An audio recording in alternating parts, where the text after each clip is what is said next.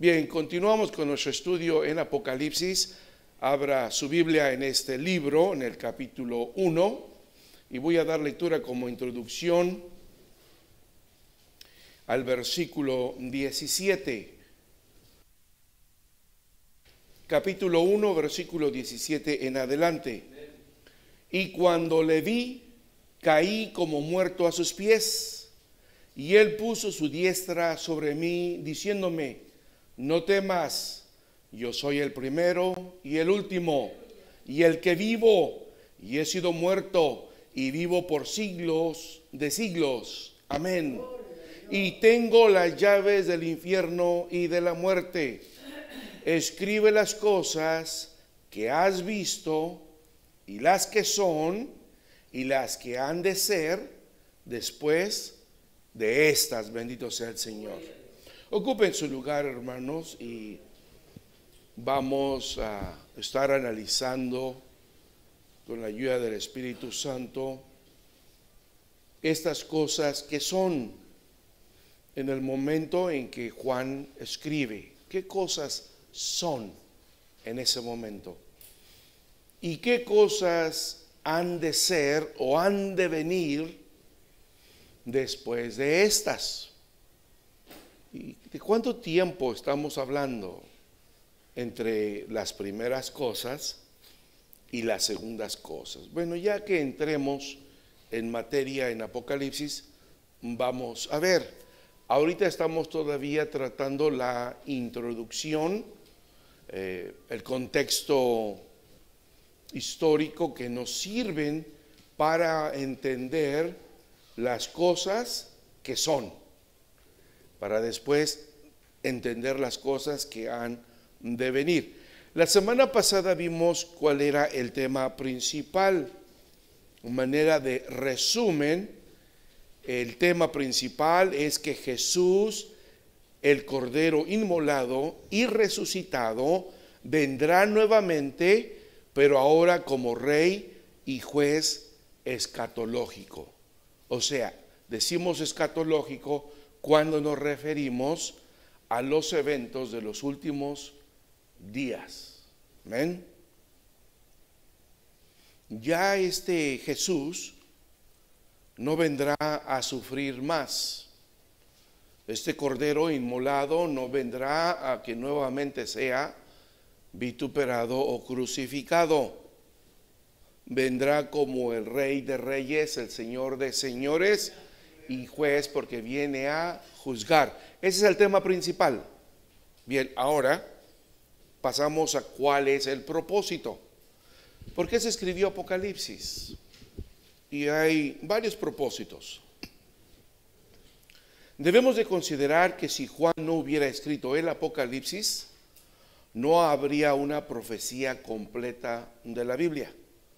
Y tendríamos mucho más preguntas sobre los acontecimientos de los últimos días que de por sí ya tenemos. Pues tendríamos muchísimas preguntas y no tendríamos respuestas si no tuviéramos el libro de Apocalipsis.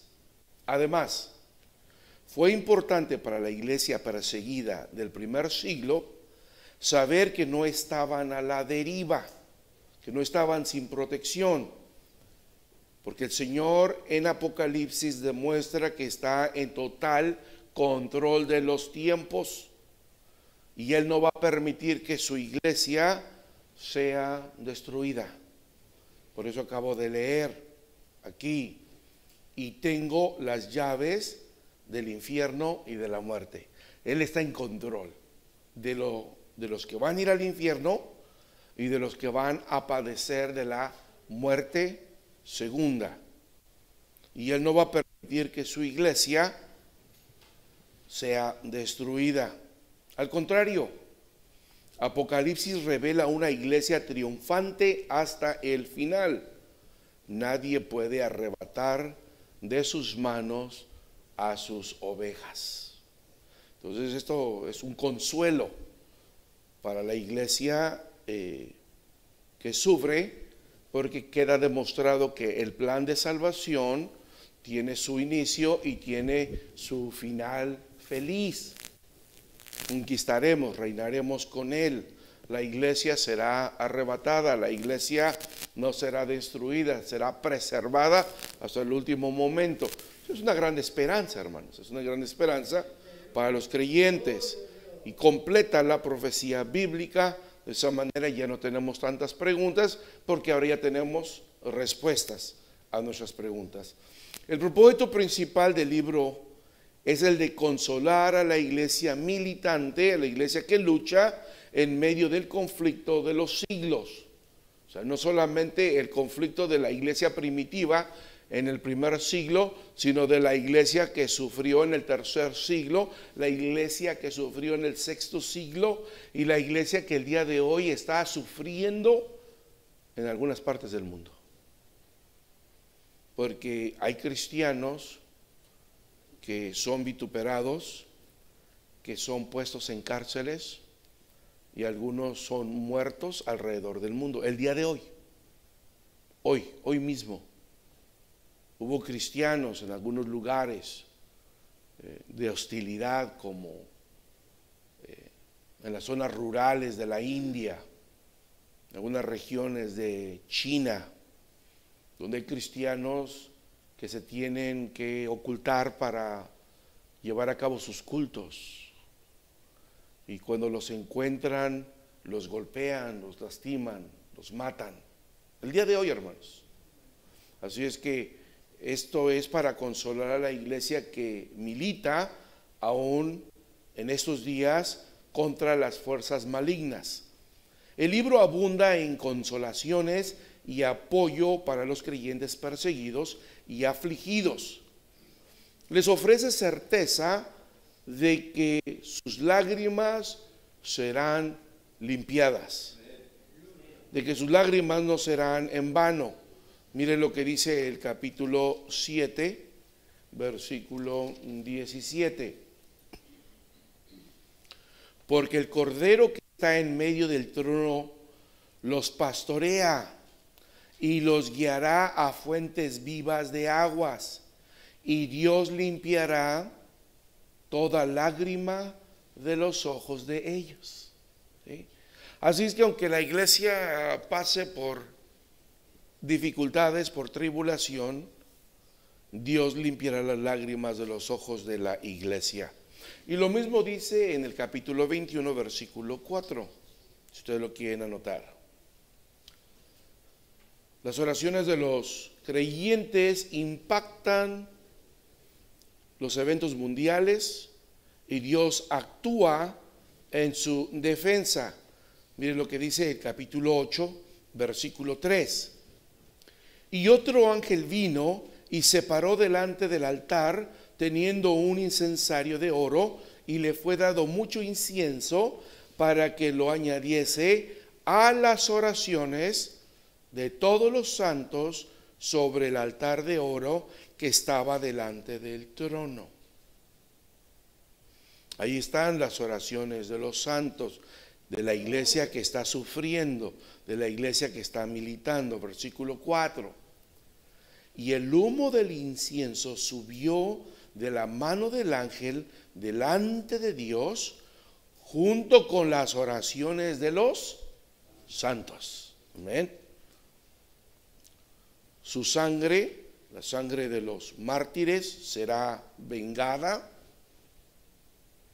Su muerte, la muerte de los mártires, es preciosa a los ojos de Dios. Su victoria final está asegurada. Veamos qué dice capítulo 15, versículo 2. Y vi así como un mar de vidrio mezclado con fuego, y los que habían alcanzado la victoria sobre la bestia y su imagen y su señal y el número de su nombre, estar sobre el mar de vidrio, teniendo las arpas de Dios. En otras palabras, estaban cantando, estaban en victoria, y cantan el cántico de Moisés, siervo de Dios, y el cántico del Cordero, diciendo: grandes y maravillosas son tus obras, Señor Dios Todopoderoso, justos y verdaderos son tus caminos, Rey de los santos. Este cántico de Moisés que se cantó por primera vez el día de triunfo, cuando Israel cruzó el mar Bermejo y ellos pasaron en seco, y cuando el Señor ordenó que las aguas se juntaran y atraparon al poderoso ejército de Faraón, pues y ahí fueron destruidos, y el Señor les había dicho: no volverás a ver jamás este ejército. Y así fue, bendito sea el Señor. Jesús no está muerto ni vencido. Él viene otra vez para recoger a su pueblo y a sí mismo y ser llevados a la cena del Cordero.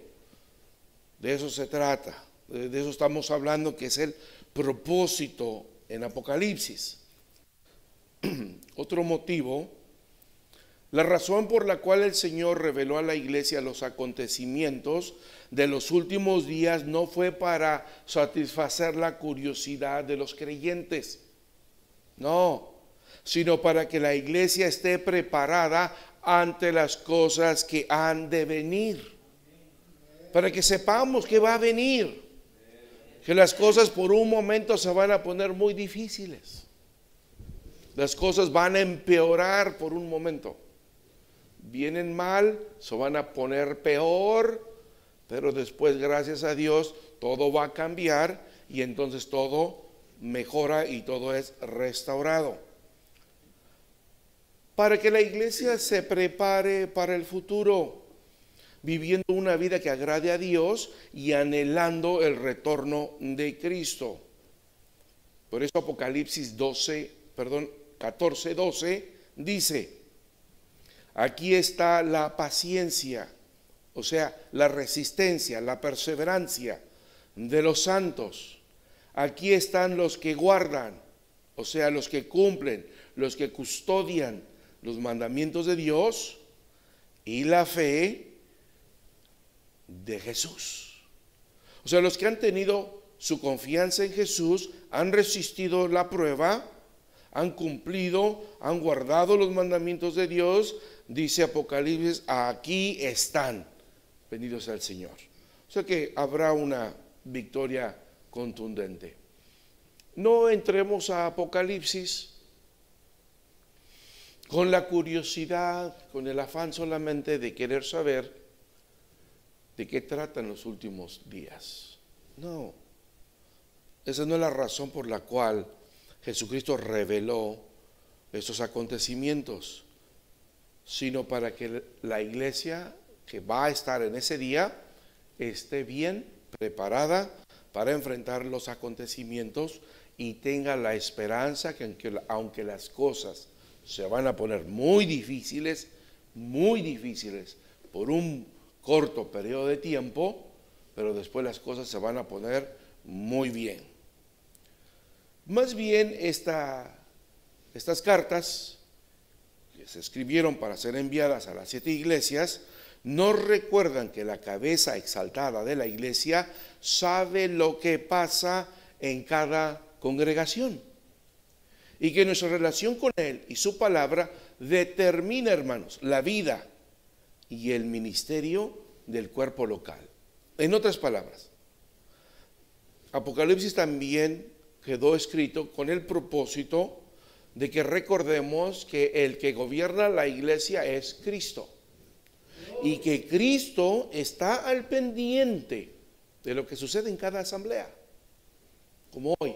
El Señor sabe quién está aquí presente, quién no vino, quién pudo haber venido y simplemente no quiso venir. También está al pendiente y está consciente cuál es nuestra relación con Él a través de su palabra y cómo llevamos el ministerio dentro de la iglesia local.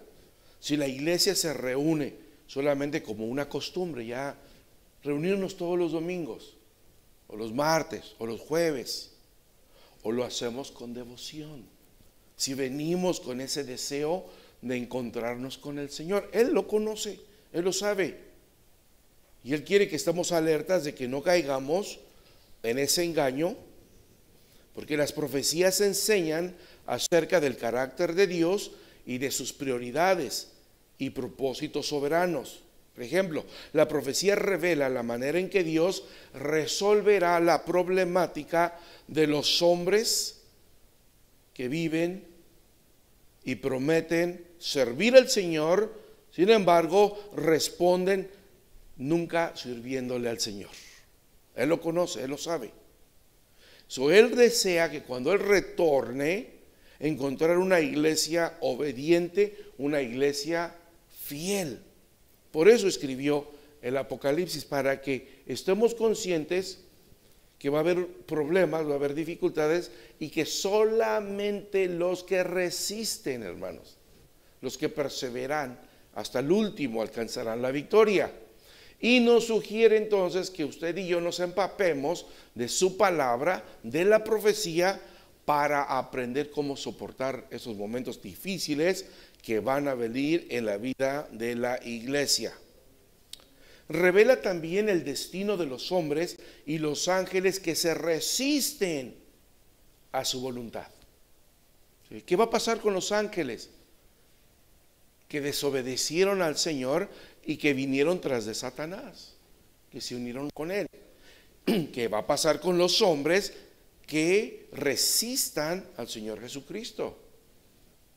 El final de la historia da significado al proceso en el que estamos nosotros también involucrados como creyentes. ¿A dónde irán los creyentes? ¿A dónde irán los incrédulos?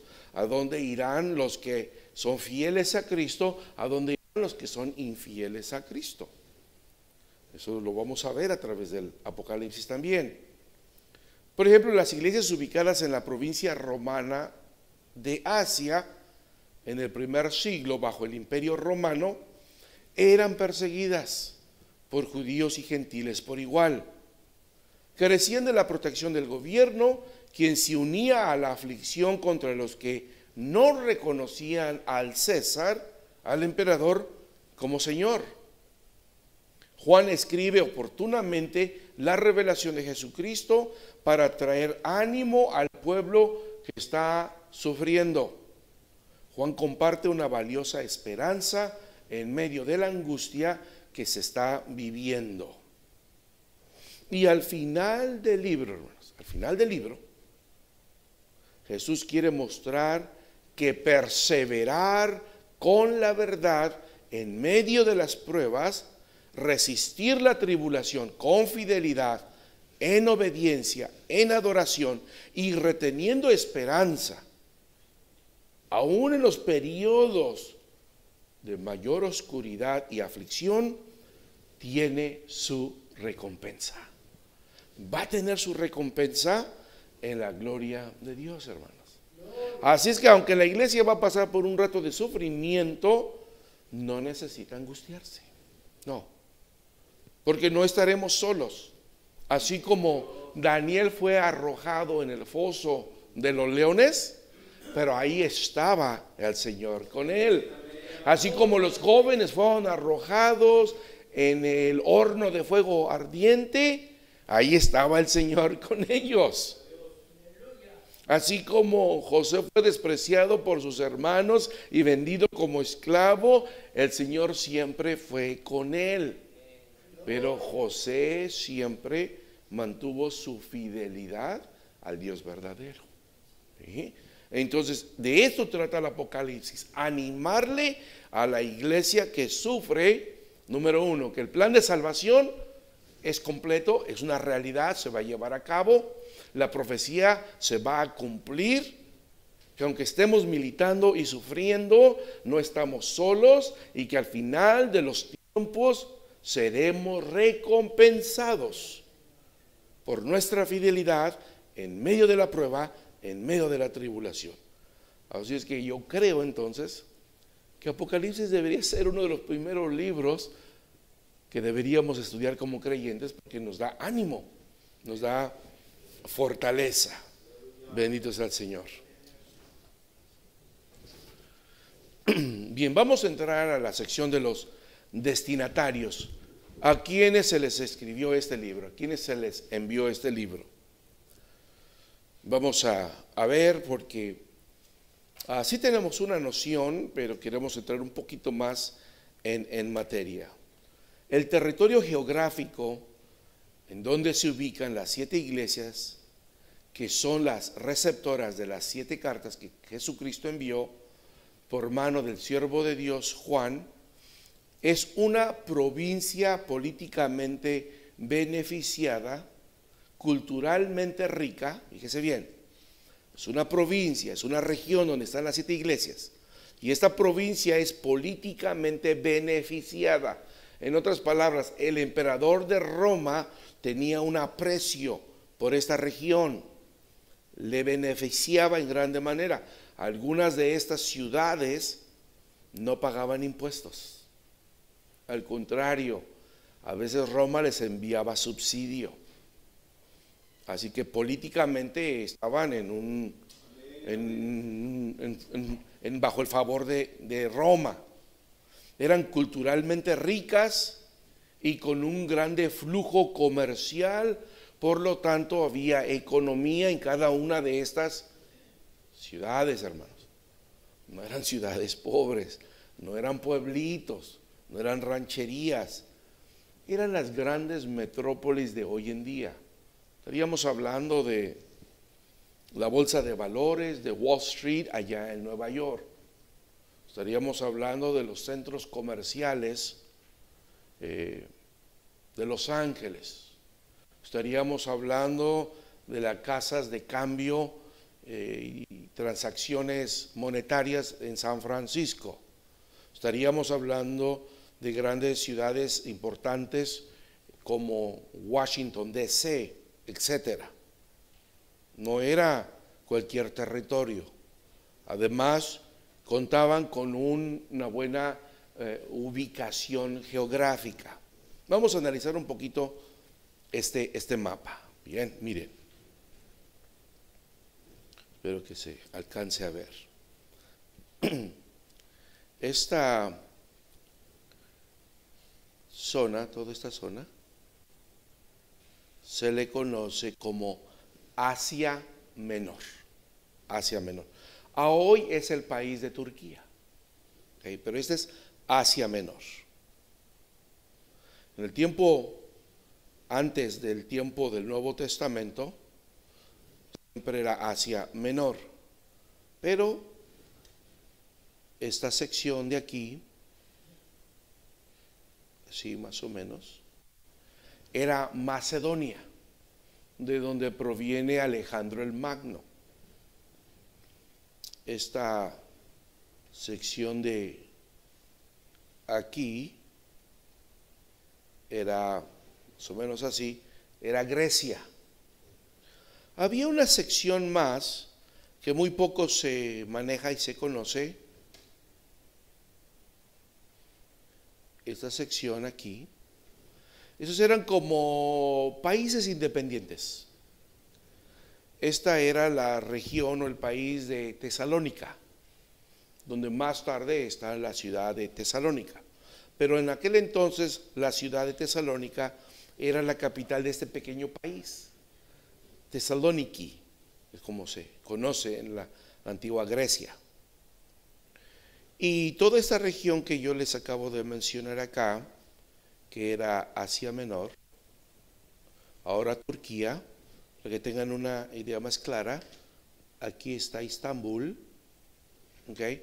Está dividida ahí, cruza el mar, del mar Egeo al mar Negro, si no me equivoco.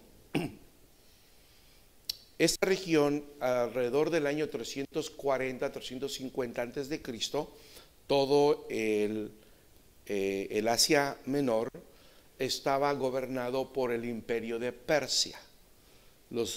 Persia tenía dominio de esta región. Si ustedes a lo mejor, yo creo que no saben, pero en caso de que sepan de la película de los 300, de 300, ¿verdad? Digo, porque ustedes no ven películas, yo sé, ¿verdad? Pero si saben de la película de los 300, de los 300, trata de esta etapa, de este tiempo.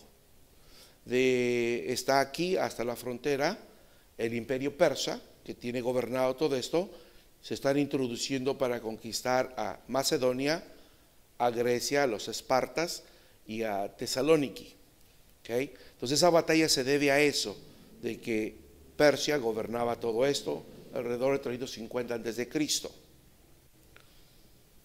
Cuando el hijo de Felipe, rey de Macedonia, en el año 330 decide iniciar su avance militar en esta dirección,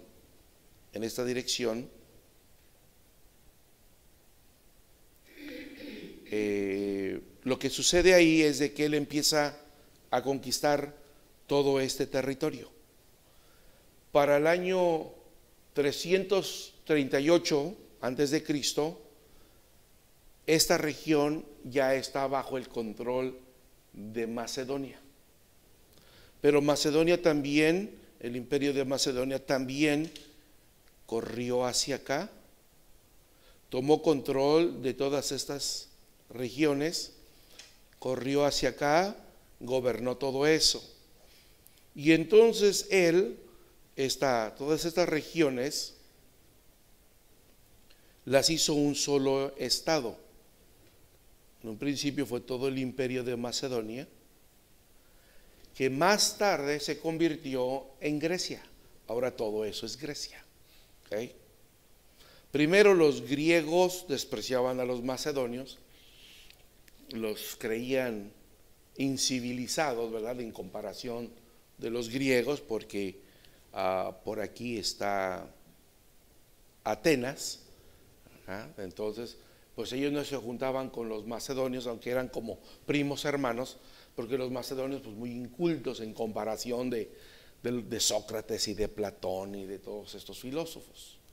Pero ya cuando Macedonia tomó control, entonces ya Grecia dijo, no, pues si somos de la misma familia, somos primos hermanos, y con los años Grecia se quedó con todo, se difundió la cultura griega y todo, y ya, todo es Grecia hoy en día. Bien, pero ya para el año 338 antes de Cristo, Alejandro el Magno ha conquistado toda Asia Menor.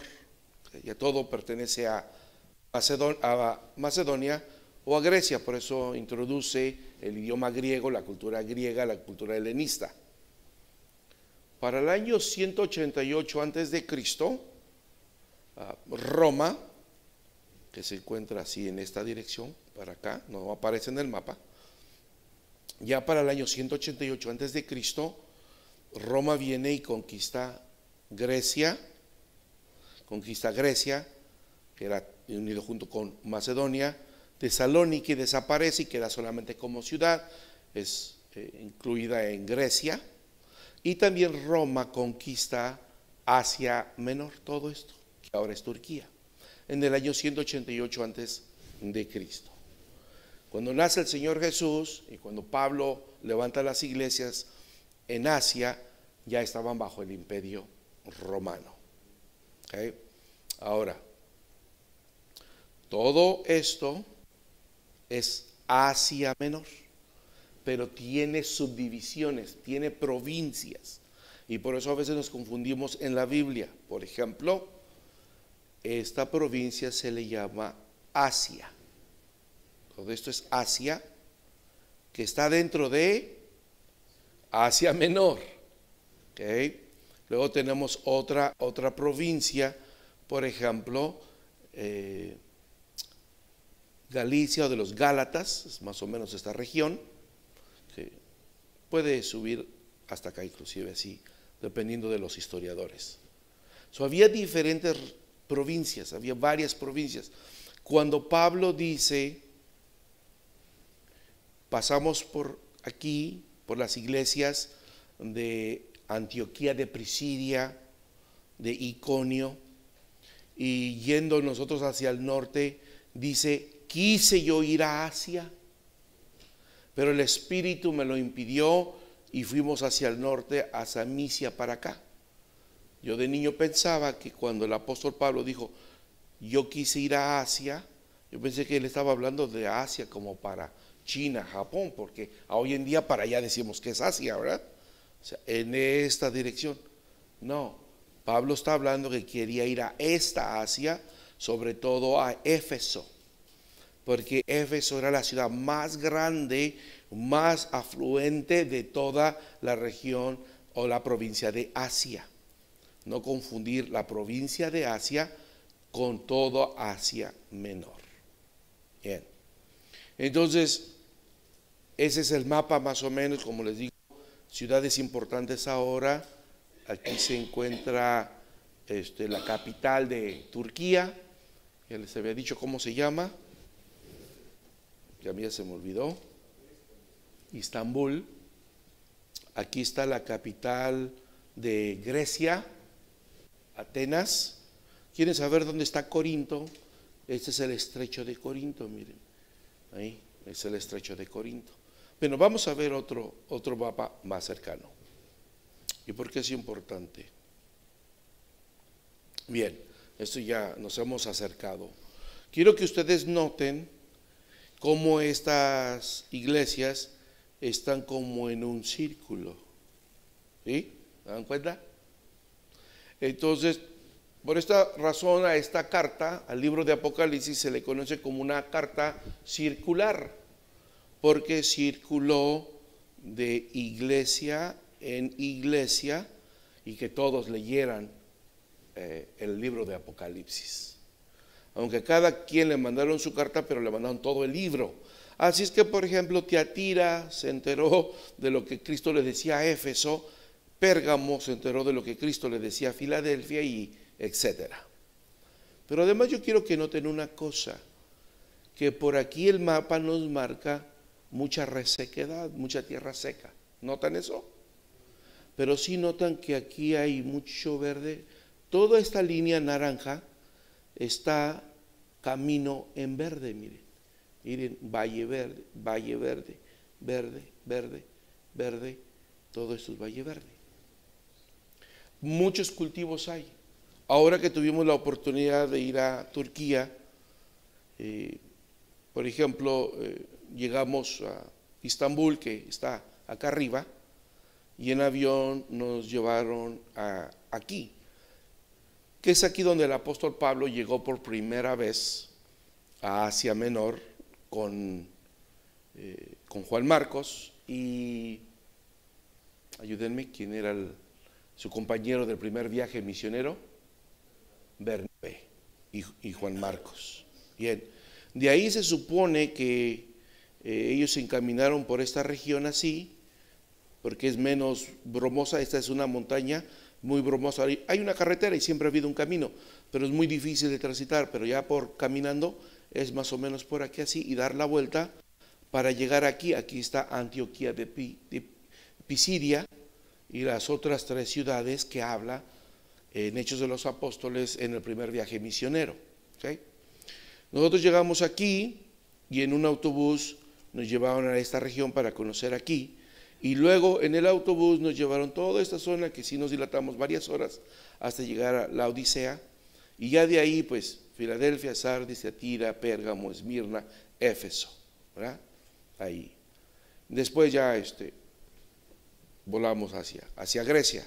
Pero cuando recorrimos ahí nos dimos cuenta que hay muchos cultivos. Por ejemplo, una de estas ciudades es notoria por tener grandes cultivos de rosa, de la flor, y ellos producen el aceite de rosa. Se vende, es exquisito y se vende internacionalmente. Su economía es favorable, sus cultivos. Entonces se cuenta que estas iglesias estaban estratégicamente establecidas en esta zona de un rico cultivo, tránsito comercial, y la mayoría de esas ciudades, la gran mayoría, eran favorecidas por el Imperio Romano. Así que no era cualquier ciudad. Esto era un lugar importante, un lugar estratégico. El apóstol Pablo siempre quiso llegar a Éfeso.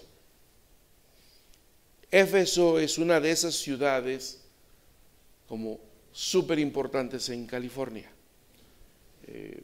California, la capital del estado es Sacramento. Rara vez yo escucho que alguien diga que Sacramento es una ciudad importante.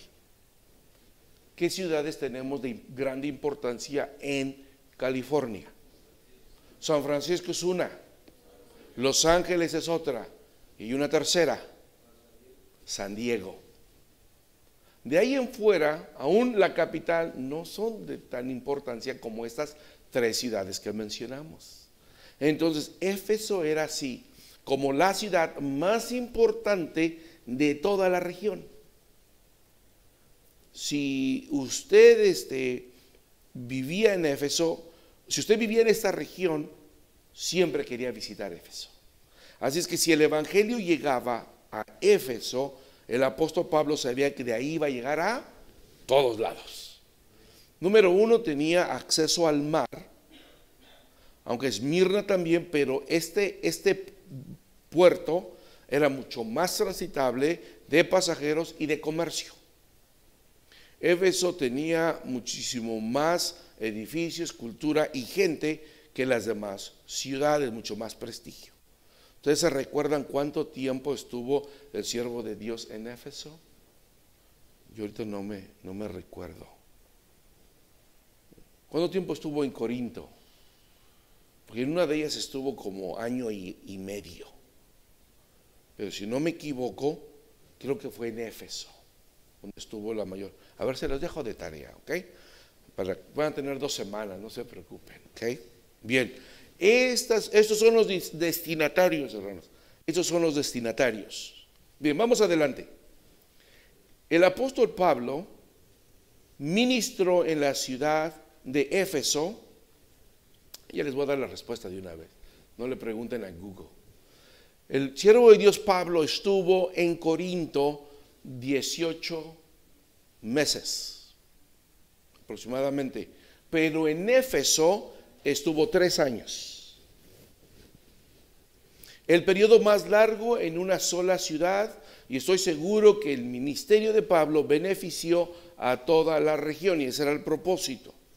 Asimismo, los creyentes de esta región conocieron varios, escuchen bien, no sé si habían pensado en esto, miren, los creyentes de esta región, y sobre todo en la ciudad de Éfeso, conocieron a varios escritos del Nuevo Testamento mucho antes que el resto de las comunidades cristianas del primer siglo. ¿Por qué pasaron por las manos de Éfeso primero? Número 1, Pablo escribió la carta a los Efesios, Colosenses 1 y 2 de Timoteo en esta área geográfica, estando en esta área geográfica. También escribió Primera de Corintios mientras ministraba en Éfeso. Así es que si está en Éfeso y está escribiendo una carta a Corintios, pues es probable que los hermanos de Éfeso la hayan leído, hayan sabido de esa carta. Referente a lo que está hablando, hermano, se me vino a la mente un texto que habla, creo que es en Corinto.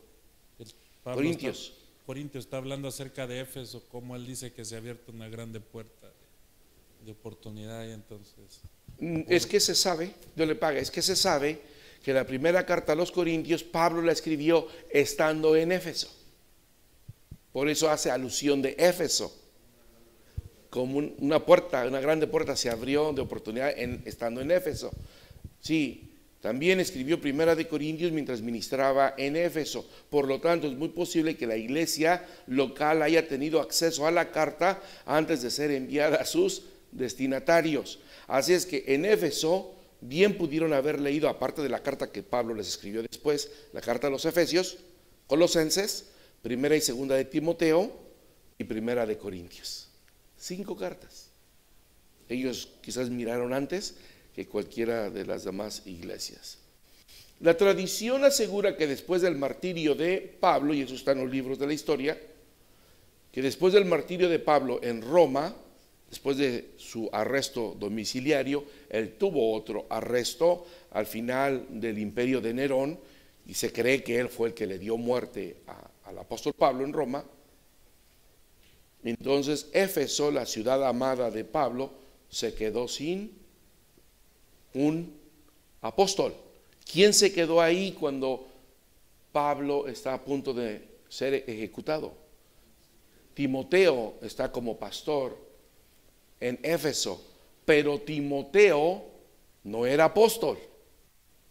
Entonces, la historia dice que Juan, el apóstol, que quedó al frente, responsable de la madre del Señor Jesús, vino a Éfeso y estuvo pastoreando la iglesia en Éfeso y se trajo a la madre del Señor a esa iglesia. Después de la muerte de Pablo en Roma, llegó a Éfeso el apóstol Juan y pasó ahí el resto de su vida ministrando a las iglesias de esa región. Se cree que Juan escribió el Evangelio, 3 epístolas y el Apocalipsis, principalmente para beneficio de las iglesias de esta región, y lo sabemos porque está dirigido a las 7 iglesias de esta región. Por esta razón, no es coincidencia que prominentes líderes de la iglesia del segundo siglo surgieron de esta zona, tales como Papias de Herápolis, es una ciudad cercana, frente a Colosas está Hierápolis, y hacia allá están las 7 iglesias de Asia.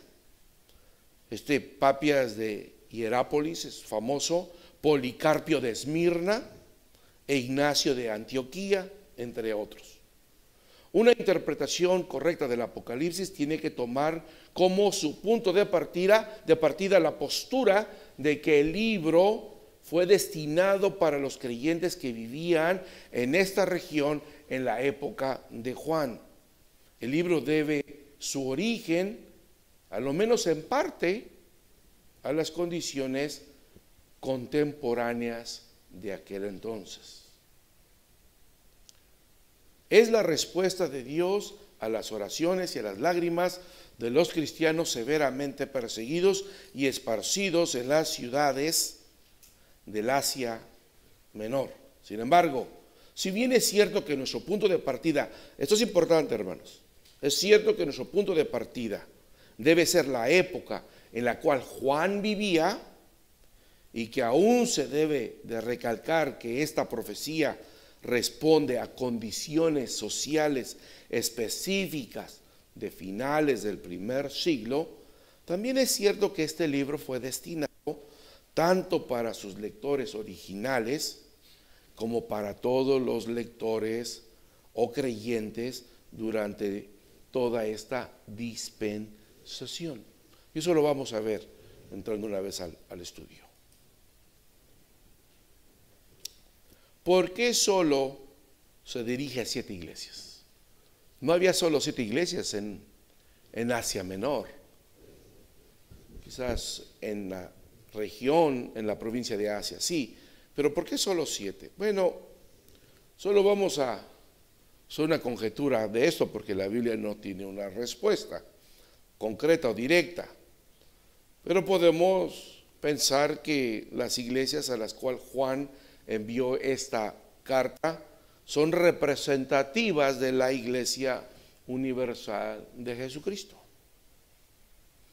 En círculos cada vez más amplios el mensaje ha ido extendiéndose por todo el mundo, de modo que ninguna iglesia queda dejada al lado. En otras palabras, si estudiamos las 7 iglesias y ver cuáles eran sus cualidades y cuáles eran sus decadencias, nos vamos a dar cuenta que existen iglesias de ese mismo tipo el día de hoy, que tienen esas cualidades y también tienen esas mismas carencias. Nos damos cuenta de ello. No solamente son representativas de eso, sino que también pudieran ser representativas de todos los tiempos de la iglesia. Sin embargo, el número 7 simboliza lo que es completo y sugiere que Jesús se dirige a todos los creyentes cristianos de todos los lugares y de todas las épocas. Ayúdenme a leer que dice Apocalipsis 22, 18, por favor, porque a esto estamos haciendo alusión.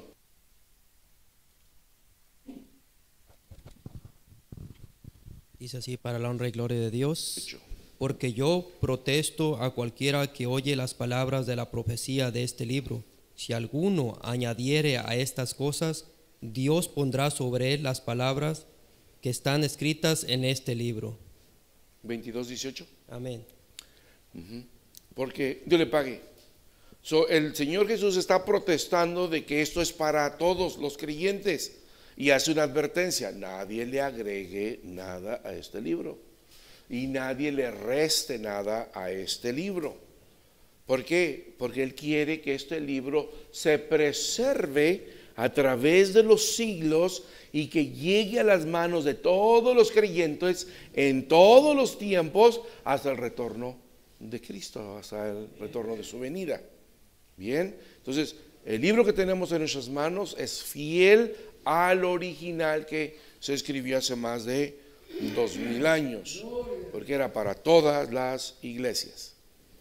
Bien, ¿cuál era el contexto histórico? ¿Qué estaba pasando en relación a la historia, el contexto histórico de las 7 iglesias que ya sabemos que son los destinatarios directos originales de estas cartas? ¿Cuál era el contexto histórico? Bueno, por una parte había un ambiente hostil para la iglesia del primer siglo, sí. Tanto gentiles como judíos despreciaban a los cristianos, los acusaban, los señalaban, los perseguían, los vituperaban, no los dejaban en paz. Dominiciano, cuando subió al poder después de la muerte de su padre Vespasiano y de su hermano Tito, todavía él persiguió más a la iglesia, más que Nerón, porque Nerón solamente lo hizo estando en Roma, y Dominiciano, él persiguió a toda la iglesia, aún en todo el imperio, no solamente en Roma. Se agravaron las cosas, hermanos. No estaba la iglesia en paz, era perseguida, era vituperada. Además, agréguenle que Dominiciano elevó el culto al emperador, y esto es algo serio. Aunque a los emperadores se les tenía un cierto lugar y sí se les consideraba como divinos antes de Dominiciano, pero en el tiempo de Dominiciano se llevó a otro nivel esto, hermanos. Él se autodeclaró curios y theos. Fíjense. Ahora ustedes saben que esta palabra curios significa Señor, y que esta palabra theos significa Dios. Entonces él se autonombró el Señor y Dios del imperio, y por lo tanto él pedía fidelidad absoluta de sus súbditos a él como Señor y emperador. Así es que esto fue difícil, esto agravó muchas cosas, porque por el mismo tiempo en la ciudad vecina de Pérgamo, por ejemplo, se desató una grande oposición externa en contra del cristianismo, resultando en la muerte de Antipas, un fiel servidor de Cristo.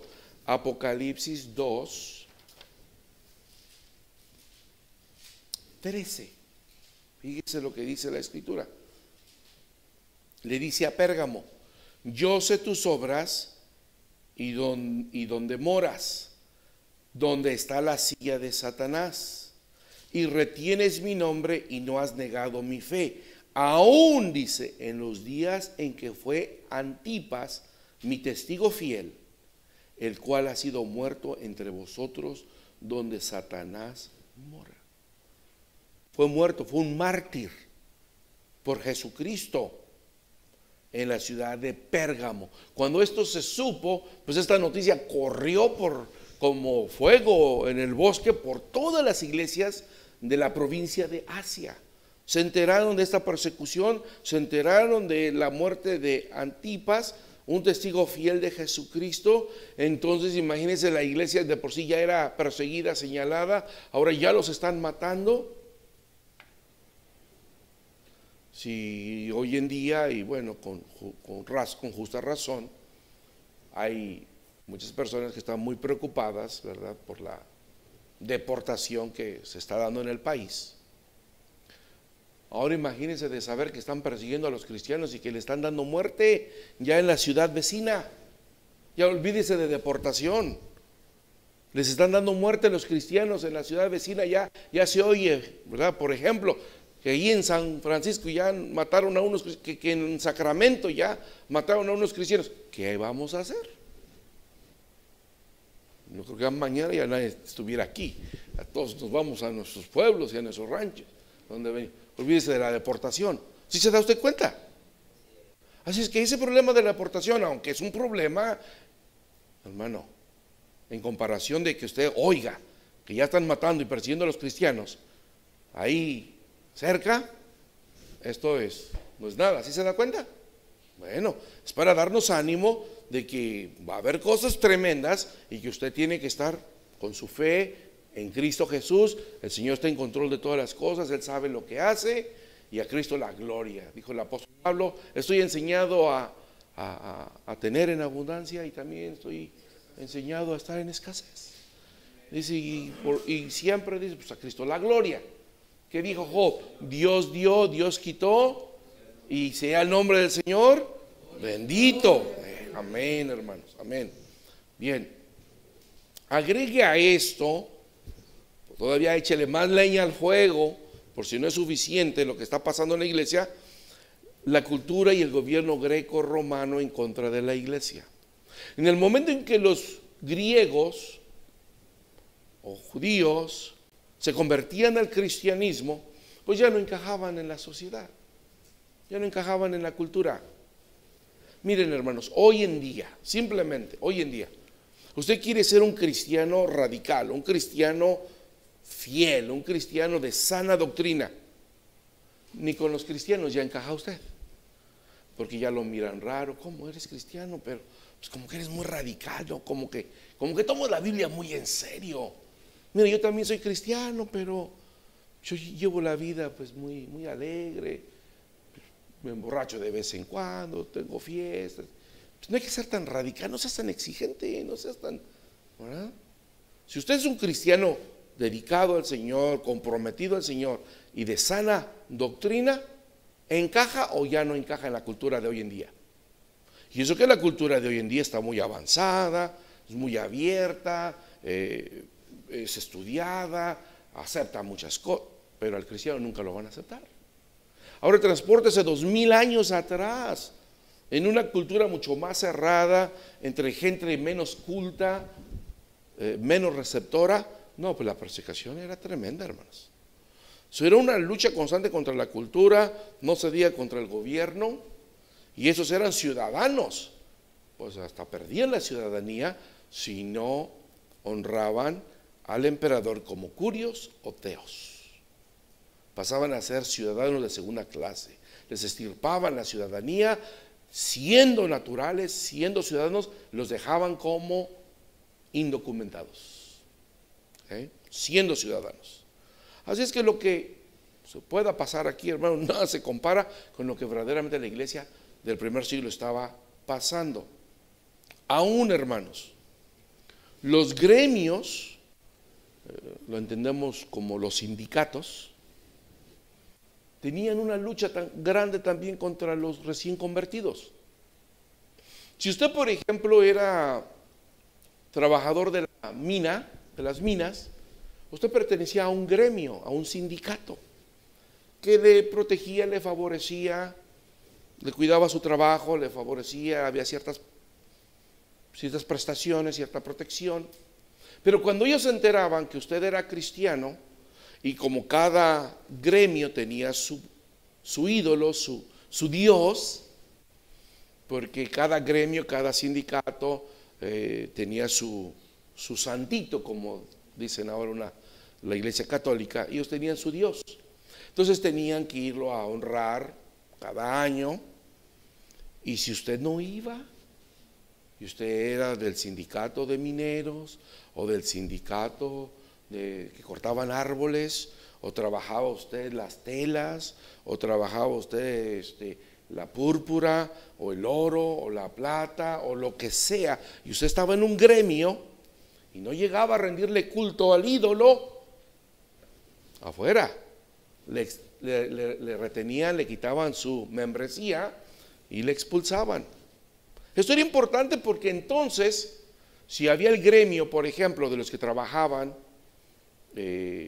la madera y hacían muebles, bueno, el día de plaza venían a la plaza y según el gremio te daban un puesto donde tú vender tu producto. Si eras parte del sindicato de los agricultores, tú tenías tu puesto, pero el día que ellos te recogían la credencial, la membresía, ya no podías vender en la plaza. Por ejemplo, si ustedes fueran del gremio del sindicato de pintores, y los pintores de esta zona tienen un dios pagano, ustedes son cristianos, pues no van a ir a rendirle culto al dios del sindicato de pintores. Entonces ya no les dan contratos a ustedes, ya no les dan casas a pintar, edificios a pintar. Y entonces ¿qué van a hacer? ¿De qué van a vivir?